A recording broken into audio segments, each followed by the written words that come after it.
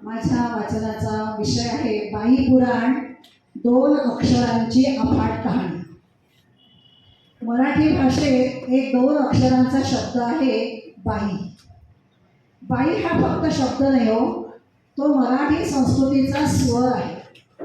2 अक्षरांचा हा शब्द, पण त्यात संपूर्ण जीवन सामावले आहे. बाई हा शब्द कधी हाक असतो, कधी आदर असतो, कधी प्रेम असतं, कधी आश्चर्य असतं, तर कधी विरोधही असतो. बाई हा शब्द शब्दकोशात 2 अक्षरांचाच असेल, पण मराठी मनाचं मात्र तो अख्खं विश्व आहे. म्हणूनच बाई म्हटलं की ओठावर हसू, मनात आदर आणि डोळ्यासमोर उभं राहतं आईचं रूप. आज अनुभवूया याच बाई या शब्दाची जराशी गंमत. बाई बाई काय हा वेंदळेपणा? ओ बाई ऐका की जरा. काय बाई कसं काय चाललंय? बाई गं किती धावपळ करतेस? अगं बाई गंमतच झाली.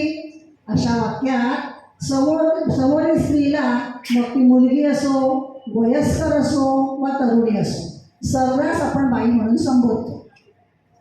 जुलैतल्या पहिल्याच आठवड्यात झालेल्या पावसाची बातमी आली.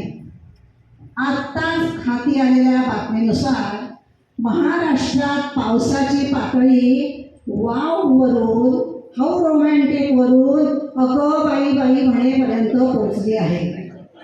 प्रत्येकाच्या तोंडी एकच वाक्य, बाई केवढा हा पाऊस कोसळतोय.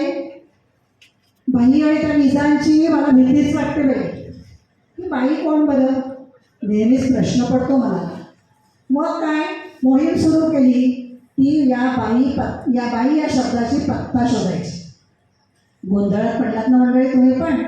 अहो मला असं म्हणायचं आहे, बघा ना तुम्हीच आता, लहान मुलगी असू दे, तरुणी असू दे किंवा माझ्यासारखी आजी असू दे, बाई हा शब्द प्रत्येकाच्या तोंडी असतोच. आत्ताच मी काय म्हटलं, बाई केवढा हा पाऊस, म्हणजे भीती वाटली तरी बाई, आणि अगं बाई थांबला वाटतं पाऊस, आनंद झाला तरी बाई हा शब्द येतो. म्हणून म्हटलं की बाई कोण? पाऊस कोसळत असताना आपल्या प्रियकराच्या आठवणीनं काळजीनं नायिका काय म्हणते, ऐकलंय ना गाणं? रिमझिम पाऊस पडे सारखा, यमुनेलाही पूर चढे, पाणीच पाणीच उकडे ग, बाई गेला मोहन कोणीकडे ग, बाई गेला मोहन कोणीकडे.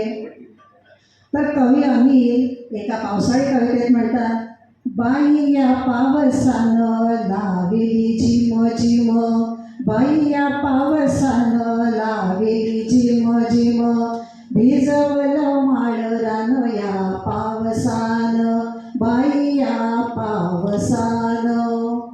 मोठ्या वयाच्या बायकाच बाई म्हणतात का? तर नाही.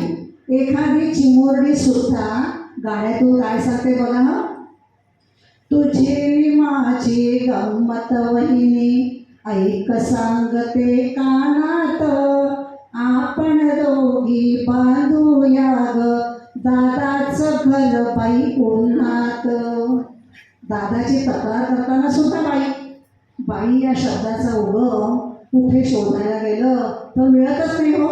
मला तर वाटतं बहुतेक प्रत्येक बाईच्या तोंडी उपजतच हा शब्द एक असावा.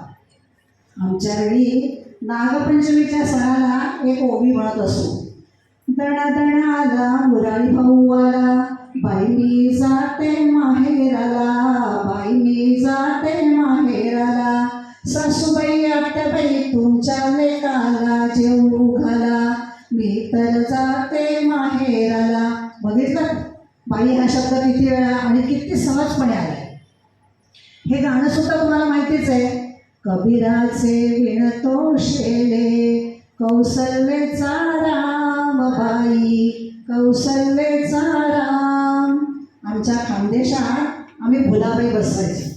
प्रत्येकाच्या घरी जाऊन गाणी म्हणायचो, खिरापत ओळखायचो, पाटावर हत्ती मांडायचा, भोवती फेर धरायचा आणि ओठी आलेल्या गाण्यातून गाण्यात दडलेला बाई हा शब्द हळूच डोकवायचा. कसा? असं माहे सुरेख बाई खेळाया मिळत, असं सासरद्वाड बाई कोंडुरी मारीत. बघा, माहेरची आठवण काढून भाऊक झालेल्या मनातून बाई हा शब्द येतो आणि सासरची तक्रार करताना राग आला म्हणूनही बाईच. कमाल आहे ना बाई या शब्दाची. आणि बघा, कठीण कठीण कठीण किती पुरुष हृदय बाई. हे नाट्यगीत पण तुम्हाला माहिती आहे.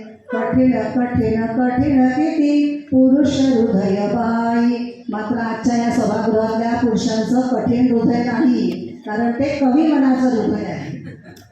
कवी, गीतकार, मग ते पुरुष असले तरी त्यांना सुद्धा आपल्या शब्दरचनेत बाई हा शब्द वापरल्या वाचून राहत नाही. केदार शिंदेसारख्या दिग्दर्शकानं तर सिनेमाचा विषयच बाईच्या मनात ओळखू येतं, ऐकू येतं असा ठरवला आणि सिनेमाचं नाव ठेवलं अगोबाई अरेच्या. अगदी अण्णांना म्हणजे गदिमांना सुद्धा आपल्या गीतात बाई हा शब्द वापरावासा वाटला आणि मग एक गाणंच तयार झालं. ऐन दुपारी यमुना तीरी खोडी कुडी काढली, ग बाई माझी करंगळी मोडली, ग बाई माझी करंगळी मोडली. आपल्या मराठी भाषेवर संत आणि धार्मिक वाङ्मयाचा पगडा खूप पूर्वीपासून होता आणि आजही आहे. त्यावेळी भावना व्यक्त करायला देवाधिकांचा आधार घेत असत. राधा कृष्णाशिवाय प्रेम या विषयाला हात घालणं गैरसमजलं जायचं. त्यामुळे त्यावेळचे कवी स्त्रीच्या केशसंभाराविषयी लिहिताना म्हणतात, कसा ग बाई केला, कोणी ग बाई केला, राधे तुझा सैल अंबाडा. या क्षणी आणखी एक गाणं आठवतो, जगाच्या पाठीवर सिनेमातलं. गदिमांचे शब्द. नाही खर्चली कवडी रमडी, नाही वेचला दाम, बाई मी विकत घेत राशा. तर संत एकनाथ गवळी काय म्हणतात, असा कसा देवाचा देव बाई ठकडा, असा कसा देवाचा देव बाई ठकडा, देव एक पायान लंगडा, एका जनार्दनी भिक्षा वाढा बाई, देव एकनाथाचा बछडा. आपल्या लहानपणी आत्ताच मराठीचा विषय निघाला. मराठी शाळेत शिकत असताना आपण आपल्या शिक्षकांना आदराने दांडेकरबाई, देशपांडेबाई, कुलकर्णीबाई अशी हाक मारायचो. आज सुद्धा जर आपल्याला बाई भेटल्या तर आपण म्हणतो, बाई नमस्कार करते हो. म्हणजे बाई हा शब्द आपल्या तोंडात तेव्हा बसलेला होता, तो आदराने. मोहित्यांची मंजुळा या चित्रपटातील जगदीश केबुडकरांचे गीतही आठवतच. बाई बाई मनमोराचा कसा पिसारा फुलला. लहान मुलांसाठी लिहिलेल्या संदीप खडेच्या गीतात आपल्यासारखी मोठी मंडळी रमून जातो आपण. अग्गोबाई ढग्गोबाई, अग्गोबाई ढग्गोबाई, अग्गोबाई ढग्गोबाई लागली कळ, ढगाला उन्हाची केवढी झळ, अग्गोबाई ढग्गोबाई. जुन्या मराठी चित्रपटातले सुप्रसिद्ध व्हिलन निळू फुले यांची सर्वश्रुत माहिती आहे ना, बाई वाड्यावर या. हा डायलॉग तर इतका प्रसिद्ध झाला की अजूनही आजच्या मोबाईल व्हॉट्सॲप जमान्यात त्याचे अनेक मीम्स तयार होताना आपल्याला दिसतात. मराठी हिंदी सिनेमात, मालिकात हल्ली एक बाई दुसऱ्या बाईशी भांडताना दाखवतात. ट्रेनमध्ये आपण जेव्हा जातो तेव्हा सगळ्या बायका एकमेकांशी भांडत असतात, पण प्रसंग आला तर बाईच बाईच्या मदतीला धावून जाते.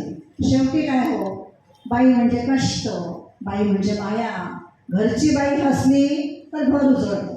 बाईशिवाय घराला शोभा नाही. बाईच्या हाताची चव काहीतरी न्यारीच. बाईचा शब्द म्हणजे घराचा आधार.